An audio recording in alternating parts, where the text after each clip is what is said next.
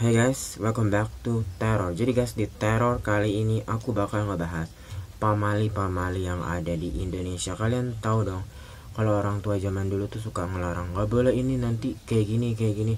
Nah, itu namanya pamali guys. Ya, terlepas itu benar atau tidak ya guys, karena pamali yang ada di Indonesia ini selalu tentunya membuat kita takut untuk melakukannya dan juga penasaran gitu. So, sebenarnya ada pamali-pamali apa nih guys yang ada di Indonesia? So, sebelum kita mulai videonya, jangan lupa untuk subscribe, like, share, dan komen. Kalian gak sendiri, karena mereka ada di mana-mana.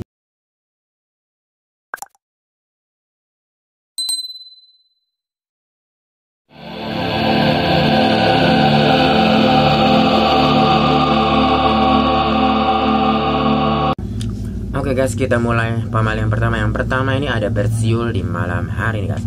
Konon katanya bersiul di malam hari itu akan mengundang jin ataupun makhluk halus nih guys. Itulah mengapa orang-orang tua pada zaman dahulu itu melarang keras anak-anaknya untuk bersiul di malam hari. Faktanya nggak ada hubungan antara bersiul di malam hari dengan kegiatan mengundang makhluk halus.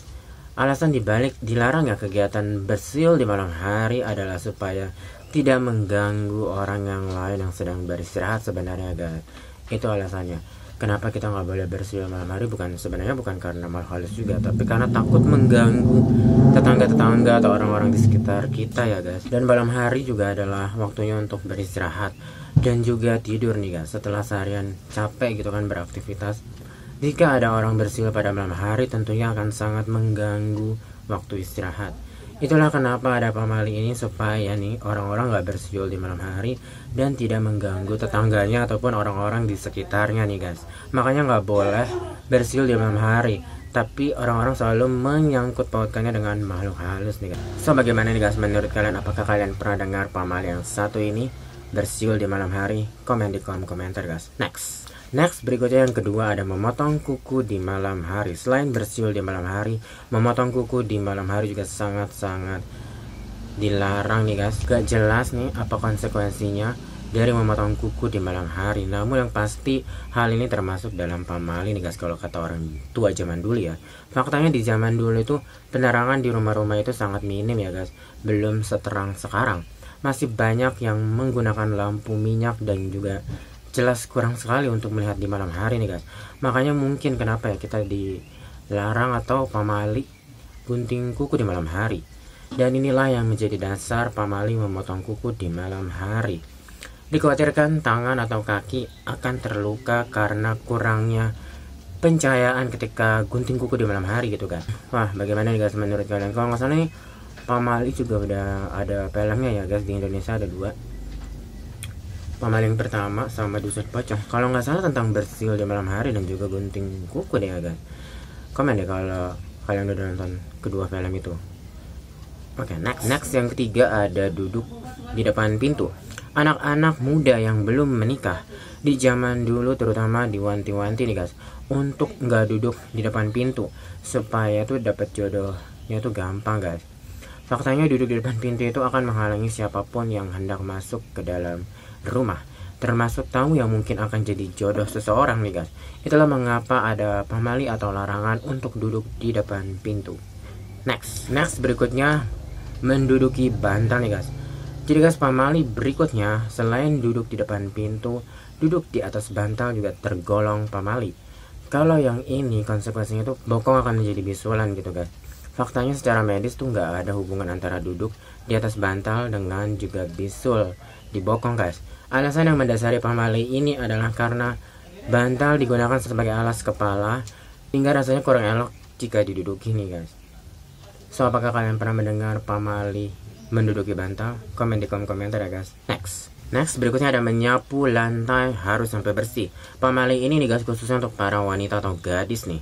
Menyapu lantai harus sampai bersih. Kalau enggak nih guys, katanya nih guys, kelak dia akan mendapatkan suami yang berewokan kalau kalian tuh nggak sampai bersih, masih noda-nodanya tuh terlihat gitu. Dan pamali satu ini tuh terbilang paling legendaris di zaman dulu. Emang ya guys, aku sering banget tuh mendengar katanya nanti pasangannya berewokan, terutama tuh gadis-gadis ya. Makanya untuk gadis-gadis nyapu tuh harus bersih. Dan faktanya tuh nggak ada hubungan logis antara menyapu lantai dengan penampilan fisik jodoh seseorang di masa yang akan datang atau di masa depan. Pamelan ini tuh bertujuan supaya anak perempuan atau gadis bisa membersihkan rumah secara sempurna tanpa ada yang tersisa-sisa nih guys, seperti noda-nodanya itu.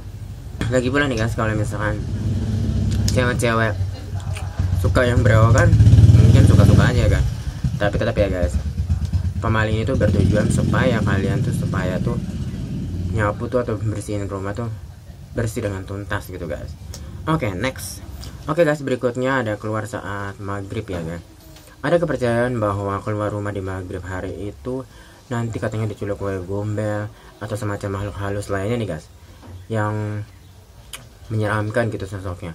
Dan faktanya nih guys, lagi-lagi tuh nggak ditemukan hubungan yang logis antara keluar rumah di waktu maghrib dengan diculik makhluk halus. Bahkan bisa jadi sosok cewek gombel itu sendiri nggak benar-benar ada nih guys. Pamali ini tuh sebenarnya bertujuan untuk menjaga anak-anak agar tidak keluyuran ketika maghrib, yang dimana tuh maghrib udah menjelang malam dan gelap ya guys. Ya takut aja kan diculiknya bukan cewek gombel atau orang jahat ya guys. Apalagi zaman dulu tuh penerangan juga sangat minim gitu kan. Dan emang waktu maghrib tuh emang udah saatnya masuk dan belajar untuk anak-anak ya kan. Dan juga istirahat juga pastinya, untuk stop bermain di luar rumah gitu guys. Gimana nih guys menurut kalian? Kalian pasti sering banget kan ngedengar pamali yang satu ini, katanya nggak boleh keluar maghrib takut diculik oleh gombel atau makhluk halus lainnya. Sebenarnya tujuannya tuh baik ya guys, supaya tuh masuk ke rumah, belajar, istirahat di rumah. Tapi kan emang takut juga diculik sama orang jahat ya guys, bukan cuman dengan gombel atau makhluk halusnya doang gitu. Next guys. Oke guys, yang terakhir ada pamali makan sambil tidur.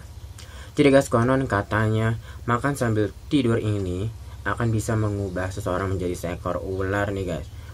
Ini mungkin pamali paling gak logis nih guys, tapi memang benar nih guys. Pernah dikatakan zaman dahulu nih oleh orang-orang tua zaman dulu, faktanya makan sambil tiduran itu memang gak bagus secara medis. Selain itu, kegiatan ini juga bisa mengotori kasur ataupun mengundang semut jika makanannya tuh manis guys. Tapi bagian berubah jadi ular itu tentu hanya mitos belaka nih guys. Dan sangat gak masuk akal nih jika manusia bisa berubah wujud menjadi seekor binatang atau ular nih guys, hanya karena cara makannya nih guys. Bagaimana guys menurut kalian? Apakah kalian pernah mendengar pamali yang satu ini, makan sambil tiduran guys? Bahkan di sini dibilang kalian akan berubah jadi ular, padahal faktanya itu supaya nggak ngotorin kasur dan juga nggak ngundang semut ya guys. Apalagi kalau kalian makannya tuh makanan manis. Komen nih di kolom komentar kalau kalian pernah mendengar pamali yang satu ini. Ya itu dia guys, pamali-pamali yang ada di Indonesia. Komen di kolom komentar pamali mana nih yang kalian pernah dengar banget, dan kalian tuh sampai kayak kepikiran dan ketakutan untuk melakukan itu. Padahal balik lagi ya guys, semua pamali itu dibuat sama orang tua zaman dahulu atau orang zaman dulu itu untuk kebaikan kita, bukan sekedar disangkut pautkan dengan hal mistis, jin ataupun makhluk halus ya guys. Pokoknya dari semua pamali ini kalian bisa ambil hikmahnya lah untuk kebaikan hidup kita dan diri kita ke depannya pastinya ya. Ya itu dia guys, pamali-pamali yang ada di Indonesia. Thank you for watching. Jangan lupa untuk subscribe, like, share, dan comment. See you di teror-teror berikutnya. Enjoy life ever. Peace.